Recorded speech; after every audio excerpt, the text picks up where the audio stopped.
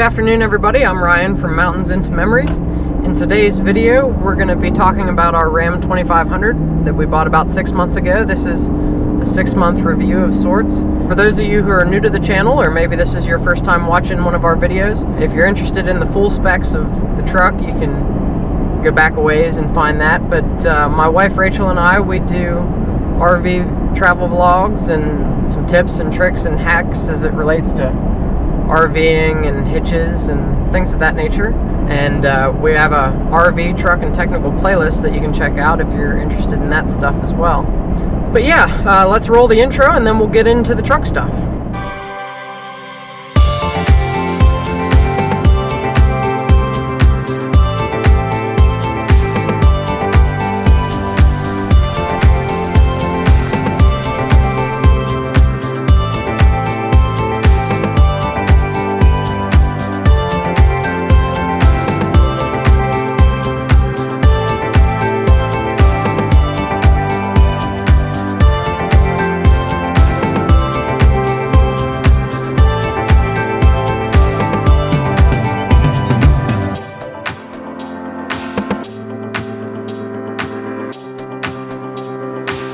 So right now I'm driving home. We're towing the dump trailer with a load of wood, which I'll show you more of when we get there. In the original video, we told you about this truck and what we got, why we got it, and I'll go over some of the comments that people left and kind of how we feel about that stuff 6 months later. So as it relates to the build, somebody was asking about blind spot monitoring, and that's one of the things that I actually ordered with the build, and it was supposed to be in what was at the time the Bighorn Level 2 package. That no longer exists, and they kind of switched stuff up right after I ordered it, and so that's not something that I got with the truck, which is actually really disappointing. That was something I really wanted. Now I do believe you can order it again as a standalone option, but it's not included in any packages, and I believe it would delay your build if that's something you want. And that's something someone else commented on, right? They said the Ram mirrors totally suck. And, from my perspective, you don't know what you don't know. And I never drove a Ford or a GM vehicle with towing mirrors. All I had and towed with before, I had a GMC Sierra, and it was a half-ton and had the regular mirrors. And I had the snap-on plastic towing mirrors that basically extended your mirror a little bit and was supposed to allow you to see farther out. But I can tell you with certainty, those definitely sucked. There was nothing good about that.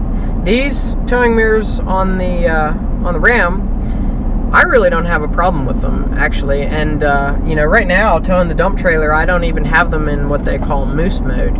With the convex mirror, I can see my dump trailer just fine back there. So really not a big deal to me. But for those of you who have some sort of problem with Ram mirrors, I do know that for 2023, they're coming out with a brand new design for the mirrors on the HD trucks. So, I don't know what that'll be like, but it's going to be different. So that's where that's at. And not having the blind spot monitoring with these mirrors, I can see around the trailer, our travel trailer, really well. So, really no need for me to complain about that.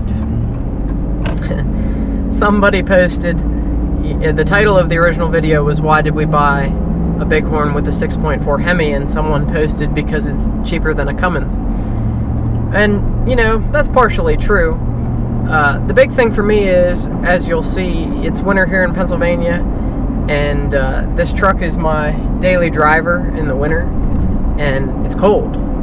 And my commute is not long enough to sufficiently warm up a diesel, and I just didn't want to buy another vehicle to drive in the winter. I daily drive my Camaro in the summer, so I'd have to have 3 vehicles essentially if I wanted to keep doing that, unless I traded that on something else. So no diesel, just simply because of that. And we could have afforded it. We'll talk about that here in a little bit. Someone commented, "Yeah, Ford is a ripoff." In the original video, I was comparing, essentially to Fords. And, I don't know if Ford's a ripoff, but as far as the Super Duty is concerned, and this is for the way they were packaged and built in 2021, it was just the way things were packaged. To get everything that I have in this truck, I would have had to have stepped up to a Lariat, and to get all the options that I have on this truck, the price, it was like $6,500 more.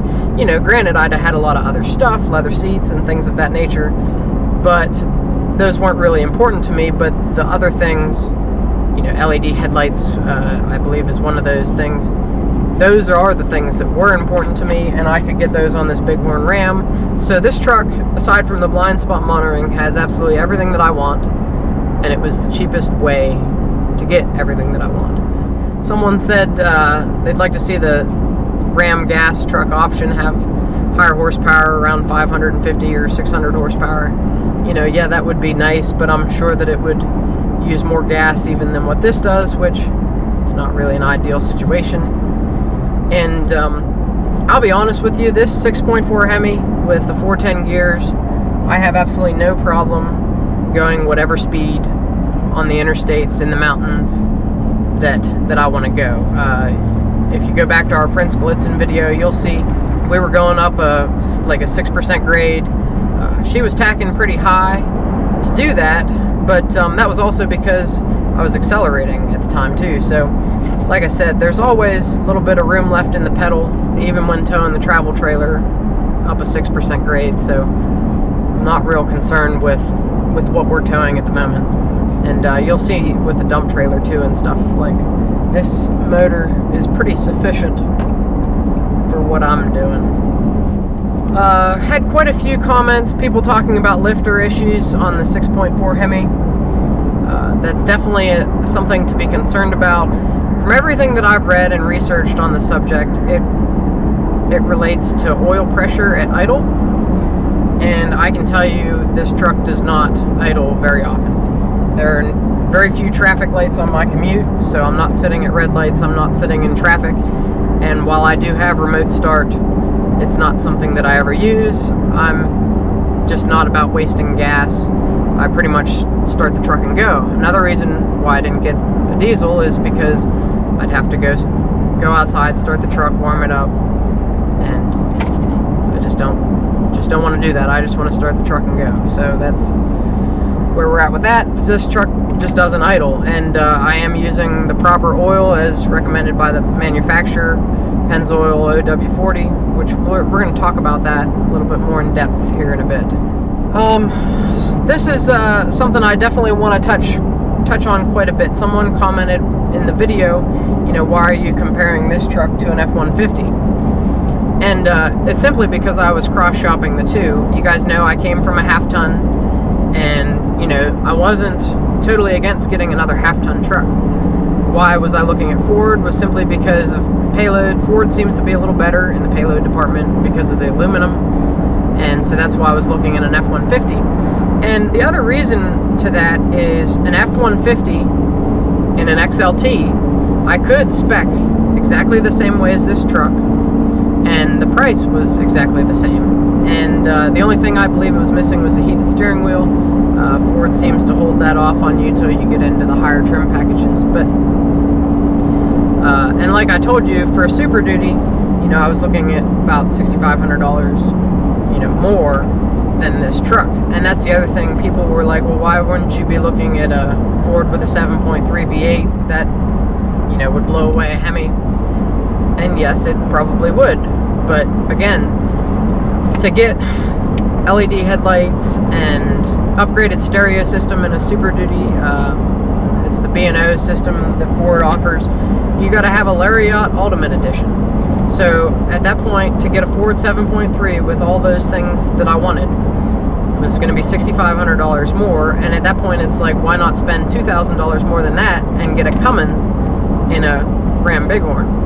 You know, because a Cummins is going to blow away a Ford with a 7.3. So that's where that really stands. And the F-150, aside from the payload issue, and even with that, it would have had more payload than my GMC, and we probably could have scraped by. Probably would not have been able to do the cargo glide. That weighs about 200 pounds, and I think that would have pushed me over the edge. You guys have seen my other videos, right?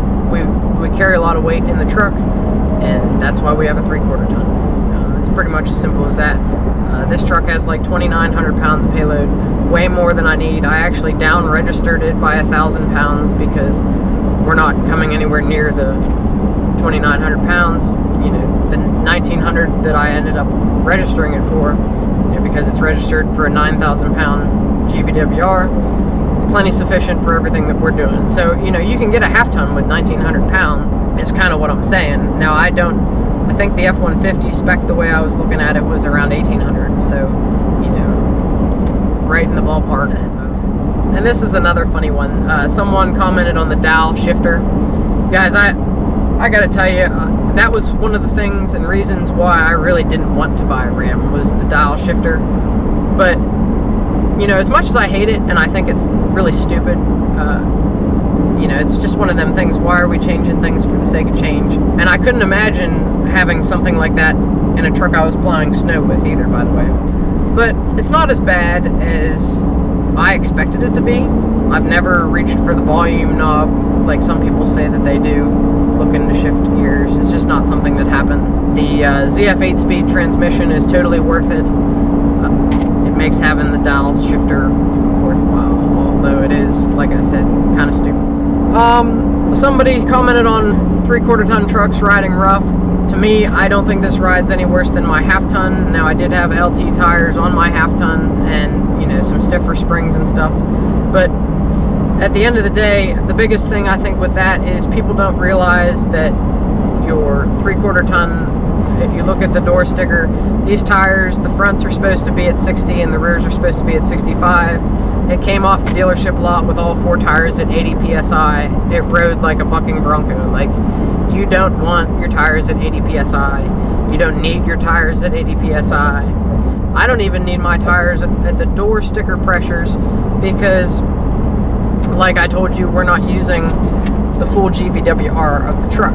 So I could have them lower, but especially right now in the wintertime, I was running them about 5 PSI low, and then on cold days I'd end up with the alarm going off. And with Ram, and this is stupid, you have to, and to get the alarm to go off, even if it goes back above the threshold, you have to inflate it the whole way to the pressure on the door sticker for the light to go off.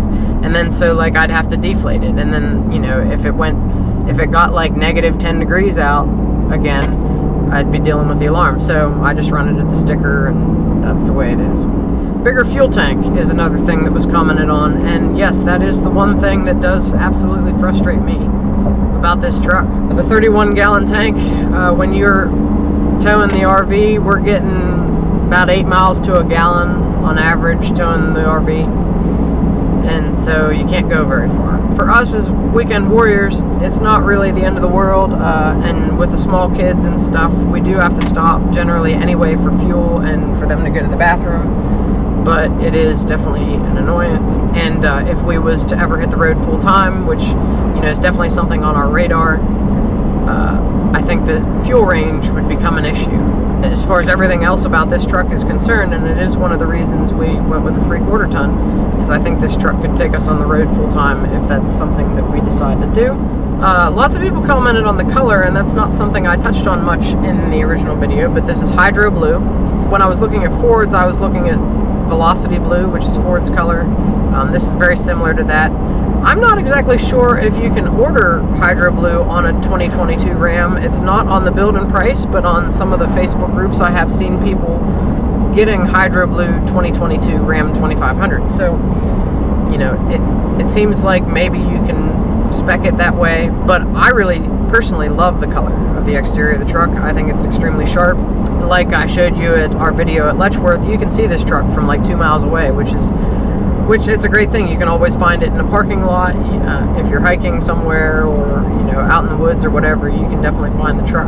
We're going to be pulling into my driveway here pretty soon. I'm going to, you know, dump this trailer load of wood.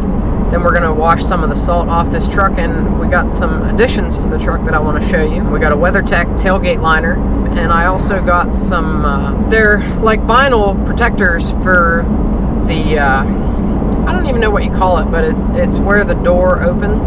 I'll just have to show you. It's like where the door plate is. It protects the paint there where your boots would would hit the paint and scratch it potentially. It's supposed to be like indestructible vinyl. Those couple of things will be taking place tomorrow. It has warmed up a bit, and so that's why I'm going to try to wash the truck, get it cleaned up as best I can, and because both of those things, you need things to be clean.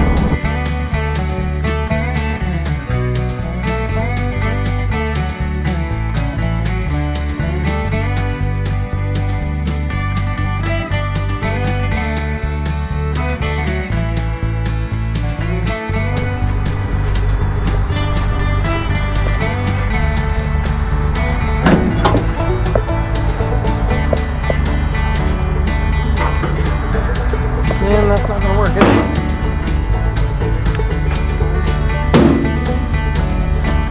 Alright. Now we gotta back up. One thing that annoys me with this truck is you gotta have the door shut if you want to move the truck. And it's really rather annoying, and like I said about the downshifter, you know, it can shift for you, which is really annoying. I don't like things that do things for themselves without my permission.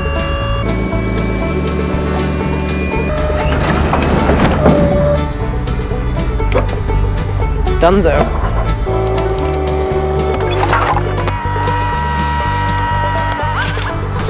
So friends, if you're wondering what all this wood is about, and there's even some more of it over there, I've got this Taylor wood stove. This is what heats our house.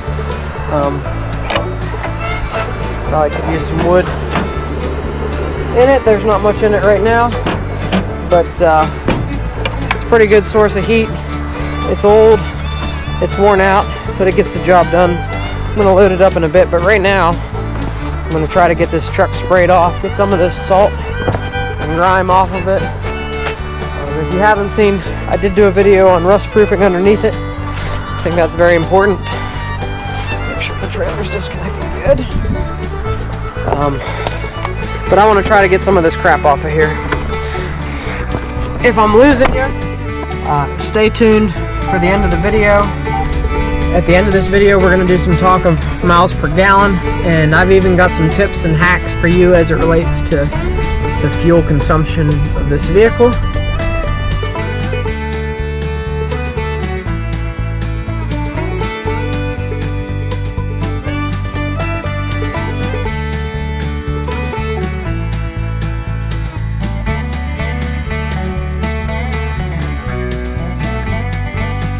So friends, listen, here's the deal. This is by no means spring cleaning here. This is, you know, as you can see, there's still snow on the ground. This is midwinter, just trying to get some of this crap off the truck because I got some projects to do. You're going to see them in a few minutes, but it's going to have to wait till tomorrow. Let this thing dry off in the garage. It is supposed to be fairly warm the next couple days, which is allowing me to wash it. Obviously, I don't wash it if it's below freezing. Things don't rust if it's cold anyhow. Oxidation needs the warmth. Like I said, it is supposed to be pretty warm the next couple days, which is going to allow me to get some work done. So pretty excited about it, and stick around for the next few minutes. It's the next day after we washed the truck, and right now we're trying to install this WeatherTech tailgate liner.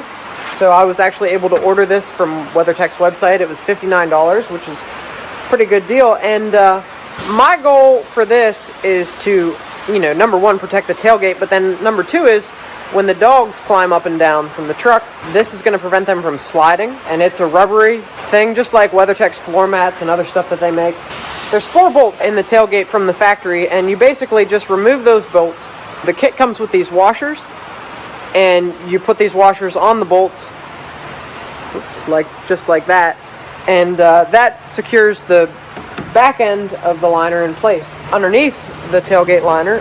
So it's basically got these, it's essentially Velcro, but it's stick-on Velcro, and I have no idea how this is going to end up working out, but it does make this thing removable so that basically you just unbolt those 4 bolts and you can take this off and wash underneath it, because you don't really want it to get, especially in the spring when I spring clean the truck, you know, try to get the salt out all the nooks and crannies, and so the fact that this is removable is a nice thing for me.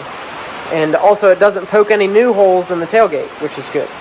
So this is just another thing that we're doing to try to protect the truck.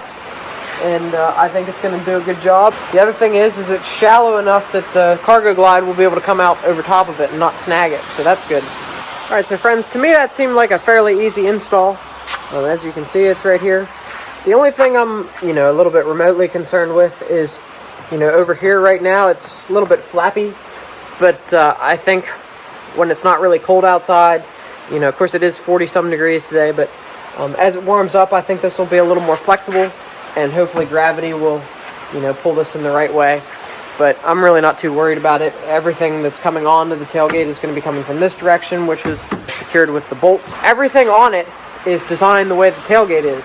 So all this stuff fits, nicely into the grooves. It fits real flush, which is what I wanted. For 59 bucks, I think it's a real good deal. So, moving on to the next thing. This is an area of somewhat of concern for me.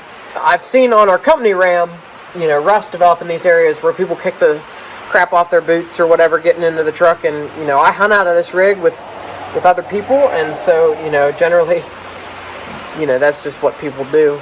So it's just kind of a wear and tear item or place or whatever you want to call it, and I'm not in general very happy with the paint on this truck. It seems like it scratches if you look at it the wrong way. So this area is something we want to protect, and I seen on one of the Ram Facebook groups. I got this off of eBay. It's an indestructible vinyl, and comes with 4 of them for all 4 doors. And, it seems like it might be a little bit difficult to install. I'm hoping once I get it installed and do a good job that it'll work out. Okay, friends, so here's kind of how this works. The first step of the process is to clean the truck like we did yesterday. And then I went over these areas with a cloth. I'd kind of more deep clean these areas than I would have anyway. And then, of course, what they want you to do is use some isopropyl alcohol, essentially, and wipe down the area. That's to make sure that there's no wax or any other coatings on there that's going to cause it not to stick. And then you're supposed to use a mixture of soap and water, squirt down the area. It's basically the same procedure like as if you were applying like window tint or something along those lines. But once you wet the surface with your soap and water mixture, you just that decal, it'll slide around on there, so you can position it where you wanted it to. I had tried to line this bottom line up so that it was straight with the bottom here, and then essentially what you do is it wants you to use a cloth and put pressure on it and wipe across it from the center out to get all the air bubbles out. And then you can also use like a squeegee or a credit card or something to get it more firmly on the surface. And then it wants you to let it dry for 1 to 2 hours. This is going to dry for a lot longer than that before I go messing with it at all. So that's how you do it. It's pretty simple. I'll try to show you more of the process with the front door. Friends, these back ones are fairly easy because you're dealing with a mostly flat surface. It's really the front ones that's a pain. The back ones I've got lined up here with this, and it just goes straight down and then straight across, and you just basically start in the center and work your way out, smoothing out the air bubbles, on either side. But the fronts, you definitely don't really want to do this unless you have a heat gun on hand, because they're going to need to be flexible.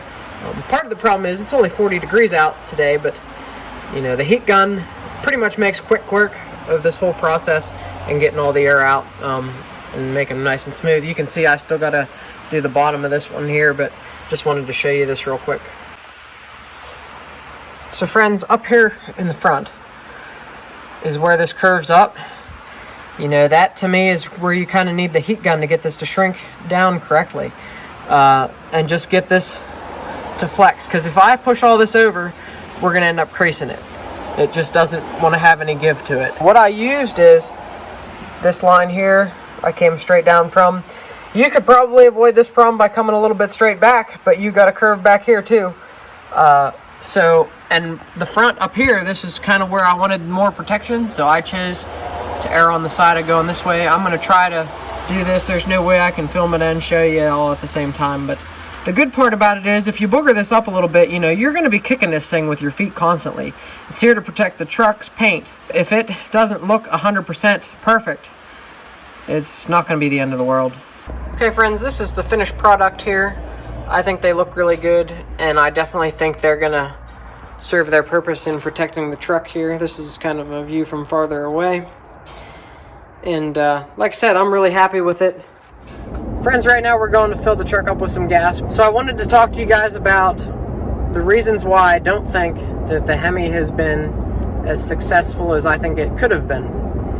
And so the first major point I want to talk about is when the Hemi was released, forget what year it was, I think 2016-ish, they released it with the Ram 6-speed transmission, which I can tell you from experience is just plain not a good transmission, and I think it really hindered the truck's performance. I wish that they would have came out with the 8-speed at the same time. I think they were already using it in the half tons at the time. And you know, GM is kind of making the same mistake now with the 6.6. They kept with the old 6-speed. It's been proven the 6.4 with the 8-speed, which is an older motor with less power, actually beat the GM 6.6 up the gauntlet. So GM should have learned from Ram's mistake. Ford, on the other hand, you know, they've taken the opposite approach. The 7.3 came out with a 10-speed. That comes with its own set of issues as far as reliability goes. You've got two brand new things coming out at the same time, but at the same time, from a marketing standpoint, you know, when your truck's smoking all the other brands. So that's the first point I wanted to talk about. The next reason why I think the Hemi has not competed in sales the way that I believe that it could have potentially is because it uses and requires a very unique and difficult to find oil. It's OW40, but the specifications are such that it, especially in the newer ones, you can only use Pennzoil Ultra Platinum Synthetic OW40, which you can't find that at your general retail outlets. And the only places I've been able to find it is, you know, Chrysler dealer or on Amazon, which is actually where I bought an oil change kit to do mine. But it's expensive. So that's definitely something to think about. You know, one of the reasons to go with a gas motor over a diesel is the cheaper oil changes. But if you're spending $11 per quart of oil, it kind of negates that. And I think, again, if you're a fleet customer, that's going to be a problem for you. If you're a fleet customer, you're looking at the cost per mile of the vehicles that you're going to own, especially if you own a lot of them. You know, this kind of stuff adds up. So, you know, it's expensive oil, it's hard to find. Now, OW40, I think, is a great grade, I think, of oil for an HD truck, because the 40 weight, you know, should be able to withstand the high heat that an HD truck engine might endure. And, you know, the 0, I think, is good for cold starts and those types of things. But, you know, I definitely think it was a mistake, though, for them to make it so stringent that, you know, you can't use half of the OW40 oils that you find on the shelf at like Walmart or any of your auto stores, and none of them carry the Pennzoil. And simply because, you know, it's not something that's used in any other vehicle, basically, except for some of your Dodge and SRT and that type of thing. All right. So friends, the one last thing I want to talk about here as it relates to the Hemi is fuel. And when it first came out, they were recommending that you use 89 octane fuel. So if you're running 89 fuel, it's going to be 30 cents more than if you're running regular. And so regular 87, they started recommending, I think, in 2020, which does help, you know, but fleets and other buyers are going to have a real problem with running 89, especially if they're buying bulk fuel. Generally they're going to be running 87 in all their other stuff, so they're not going to want a truck that requires you to use 89. This is the noisiest gas station in the world. But why I'm telling you this and why I'm here filling it up, you might be able to see we got a blue gas pump here for the blue truck, but at Sheetz and Rutter's and some other stations around, you can get E15 88 octane. And if you read the Ram owner's manual for my 2021, you know, it recommends 87 or higher and 15% or less octane. You know, so if you're looking, this is what we're talking about, this 88 here, and it's 15% octane. And it's 25 cents cheaper per gallon. With the fuel economy of the Ram and running regular, it's about 25 cents per mile is your cost per mile. And with this being 25 cents cheaper per gallon, you'd have to get at least 1 mile per gallon worse running the E15.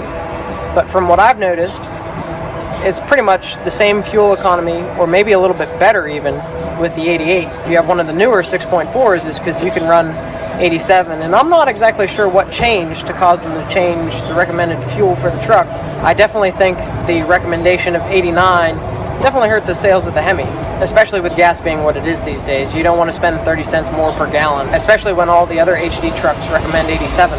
Alright, so hopefully you were able to hear some of what I was saying at the noisiest gas station in the world. But in conclusion, I just want to say we've so far really enjoyed this truck. We're really excited to get out on the road this summer and, you know, put some towing miles on it, towing the RV, and we got a lot of places that we want to go and see.